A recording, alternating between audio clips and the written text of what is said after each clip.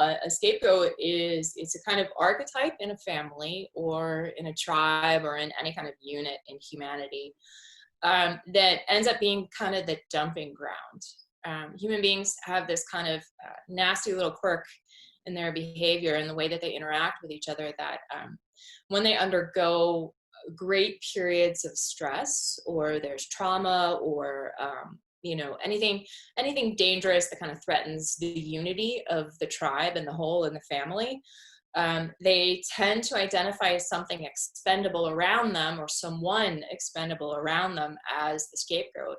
And then they project anything that is going wrong in their own world or with themselves or in their core relationships onto the scapegoat. And they send the scapegoat off and then it dies. And it's actually a story from the Bible. It's actually written about in the Bible. That's how ancient it is. It goes back generation after generation after generation. And you might be quite familiar with the term the black sheep of the family. Mm-hmm. That tends to be the scapegoat kid that we all talk about. And what happens is you get parents coming together. They have narcissistic traits. They may have endured childhood trauma, or they may just have a lot of personal problems. They have an inability to be accountable for what happens in their life and an inability to apologize for it. So they identify one of their kids as the bad one, and that becomes the problem of their world. And that's what keeps, them together.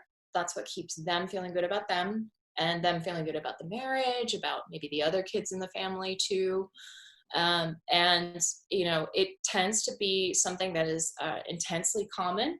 For me, it was probably more extreme because I happen to be born just naturally sensitive, naturally empathic, to the point where it was so much easier always to identify with and be empathic with everybody else's feelings and emotions and thoughts and beliefs and all of that, foregoing any of my own. And so I kind of just dove into their world and was empathic with them and colluded with them. And it turned into some very, very serious, very severe problems early on in my childhood. Eating disorders, depression, suicidal tendencies that ended up, actually becoming an attempted suicide, which failed, thankfully. Throughout my childhood, the narrative was always, gosh, I'm the bad one. I'm the bad one. I'm a burden. And when you're in that situation, it is intensely confusing because, your intent toward your parents may be nothing but love and affection. And you often, do anything you can to please them or make them happy or make them feel better about themselves.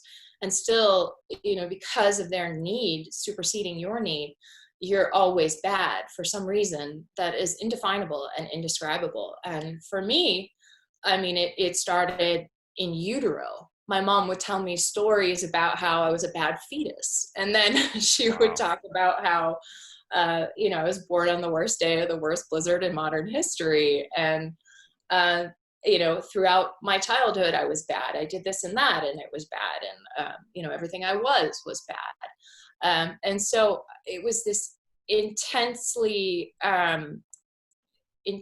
powerful narrative that I absorbed from my parents that sort of became my reality, that had no basis in logic and left me feeling terrible about myself.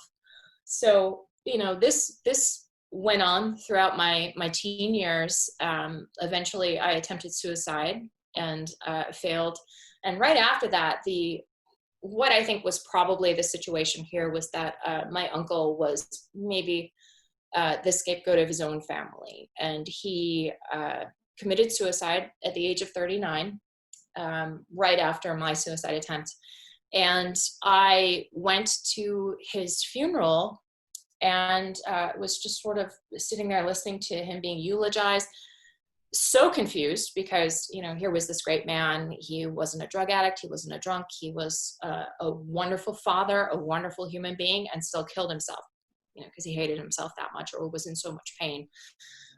How is this possible? It just did not make sense to me. And it was one of the first times in my life that I kind of indulged the confusion and the lack of logic.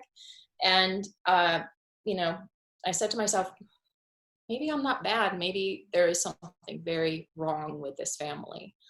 And that thought felt wonderful to entertain. It felt so wonderful to entertain. And I immediately just felt so great. And I felt full of energy and full of power. And I thought to myself, well, God, I got to write that down so I don't forget it. And so I went to my grandmother's house that night and laid on a sofa and started writing. And that was 1998. And I write every day since. Never stopped writing, never will. Yeah, that's amazing. And then